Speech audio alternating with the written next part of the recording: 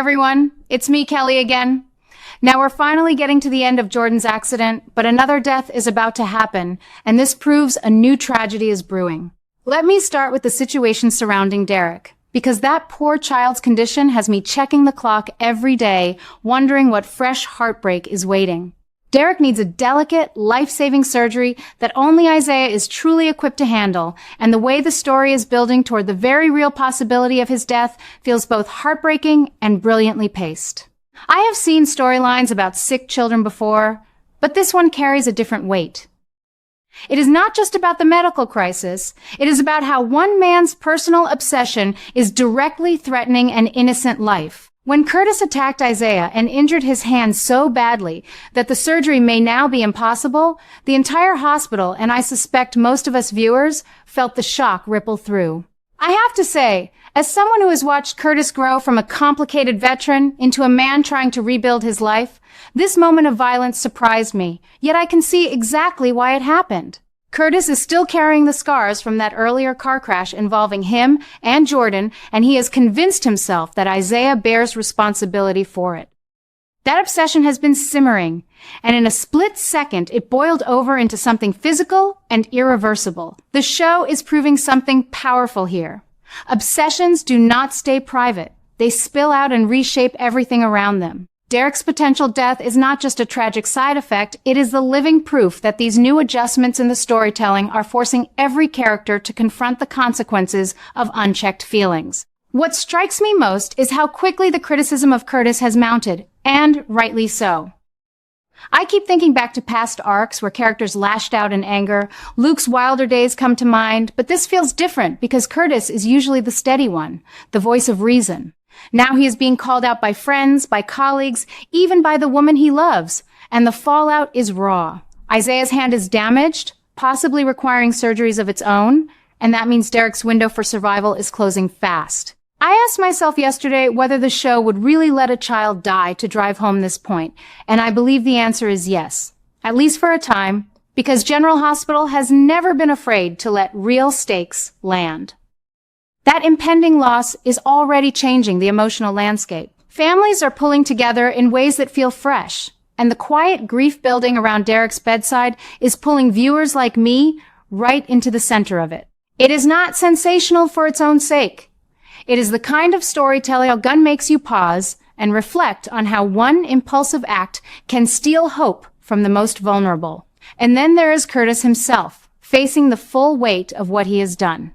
The PCPD is not letting this slide, and the investigation is expanding in ways that have me glued to the screen. At first, it seemed like a straightforward assault case, but now it is clear the detectives are digging deeper into the circumstances, the prior crash, the motives, and the ripple effects. I have seen police storylines on the show before, but this one carries an extra layer of dread, because Curtis is no stranger to the badge he has worn it himself in the past. The fact that he could be looking at serious charges, maybe even felony assault, feels like a turning point for his character. I have a slightly different take from what the show has spelled out so far, and I stand by it even if it turns out I am wrong.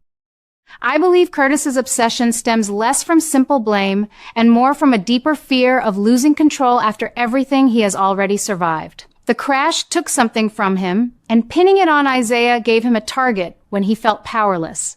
That personal theory of mine is what makes this arc so gripping for me. It shows a man who has always tried to do right now stumbling in the most human way. The crazy new harms the investigation is uncovering, from medical setbacks to strained relationships, are turning what could have been a quick confrontation into a slow-burning disaster that touches every corner of Port Charles. Just when I thought the story could not pull me in any tighter, the writers brought Brook into the center of this storm, and her growing obsession with these new deaths and secrets has me nodding in recognition. Brook has always been a fighter, the kind of young woman who charges ahead with her music and her family loyalties. But lately she is carrying a weight that is changing her. It is not only Curtis who is haunted, Brook is now tangled in her own private guilt, and the way it is linking back to the same car crash that set Curtis off is masterful. She knows more than she has admitted. Perhaps she was involved in a way that kept her from stopping or helping when it mattered most, and that secret is eating at her. Tracy is trying to shield her, as Tracy always does for the people she loves. But Michael is starting to connect the clues, and the tension around that cover-up is electric. I have watched Brook Lynn evolve over the years, from the rebellious teen to the woman trying to build something real. And this new layer of obsession feels like a natural but surprising evolution. It is different from the original paths her character has taken before, where her mistakes were usually about ambition or romance. This time, the guilt is darker, quieter, and it is tying her directly to the possibility of Derek's death in a way that forces her to question every choice she has made. The escalating disaster around all of this is what has the whole canvas feeling alive and urgent. The PCPD widening its net means more than just Curtis under scrutiny. It is pulling in statements, timelines, even evidence from that damaged car that Michael keeps noticing. Brook Lynn's obsession is deepening because every new development, every update on Derek's condition, every confrontation about the assault reminds her how far the consequences can reach. I keep asking myself how much longer she can hold on to her secret before it breaks her, and the answer comes quickly, not long. The show is building toward a moment where her guilt collides with Curtis's anger, and that collision is going to be explosive. What I love most is how these two obsessions, Curtis's and Brook Lynn's, are running parallel yet connected, proving that the writers are adjusting the narrative in smart, character-driven ways. It is not random drama. It is the kind that grows organically from history and emotion. The dark madness creeping into these stories is exactly what General Hospital does best when it is firing on all cylinders. We are not just watching a fist fight and a sick child. We are watching a community grapple with the idea that one man's rage and one woman's silence could cost a young life. Derek's possible death is already reshaping alliances. Families who were once at odds are finding common ground in their worry, and old grudges are being set aside, at least for now. Curtis is being forced to look at himself in a harsher light than ever before, and I suspect that self-reflection will lead to some of the strongest acting we have seen from the character in years. Brook Lynn, meanwhile, is moving from observer to participant in the fallout, her obsession turning her into someone who cannot sleep, cannot focus, and cannot pretend everything is fine. The way the story is making things go even further feels relentless in the best possible sense. Every episode ends with me wondering who will crack first, who will confess, and who will be left to pick up the pieces when Derek's fate is finally revealed. I have to admit, as a longtime viewer who has seen the show through cancellations, scares, cast changes, and every imaginable plot twist, this current stretch feels special. It reminds me of the 1990s when personal vendettas and medical emergencies intertwined so tightly you could not look away. The difference now is the emotional maturity the writers are bringing to it. Curtis is not a cartoon villain. He is a man in pain, making a terrible mistake.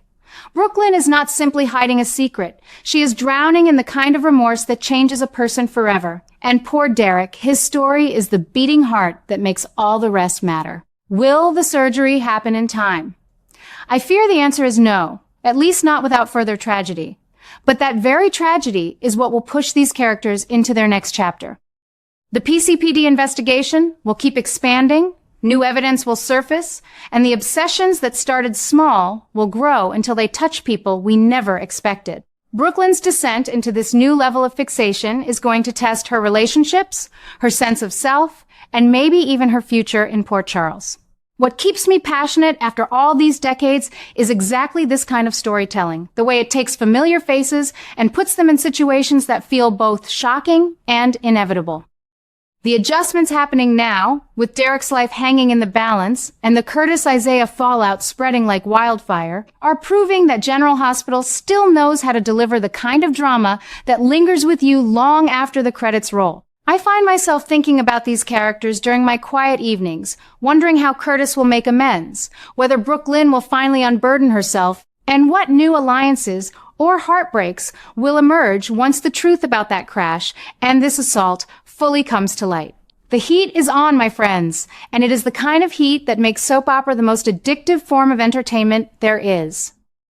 I cannot wait to see where it all leads, because right now every episode feels like it is building towards something truly unforgettable. I truly believe we are approaching the moment when Brook Lynn finally admits that she was the one responsible for the accident that hurt Jordan so badly. It makes perfect sense with the way her obsession has grown darker and more consuming each day. She has been unraveling slowly, haunted by guilt that goes far deeper than anyone suspected. This revelation would prove just how far the PCPD's investigation is willing to go, turning what started as an assault case against Curtis into something much larger and more destructive for Brook Lynn herself. Imagine the shockwaves this confession would send through Port Charles. Brook Lynn stepping forward to say she caused the crash would not only explain her recent behavior, but would also validate Curtis's obsession in the most painful way possible. He attacked Isaiah thinking he was to blame, when all along the truth was closer to home than anyone realized. The PCPD has been digging relentlessly, and their growing obsession with uncovering every detail is now pointing straight toward Brook Lynn's destruction. New losses are coming. I can feel it. The loss of trust from her family, perhaps the end of her relationship with Michael, and the legal consequences that could tear her world apart. What strikes me is how this twist elevates the entire storyline. It is not just about Curtis losing control. It is about how one hidden truth can ripple outward and destroy lives in ways we never expected. Brook Lynn has always been fiery and protective, but this level of guilt is transforming her into someone fragile and desperate. I keep asking myself if she will have the courage to confess before the police piece it together themselves. The answer seems to be rushing toward us with every new episode. The writers are building this beautifully, making her obsession feel authentic and heartbreaking. This potential confession is exactly the kind of high-stakes drama that keeps me glued to the screen after 60-plus years of loyalty to the show. It raises the stakes for everyone involved. Derek's surgery hanging in the balance, Isaiah's future as a surgeon threatened, and now Brook Lynn facing the possibility of losing it all. The new destruction coming her way through the PCPD's investigation feels both inevitable and tragic. More losses are certain. Friendships strained, families fractured, and perhaps even a trial that will force the entire community to take sides.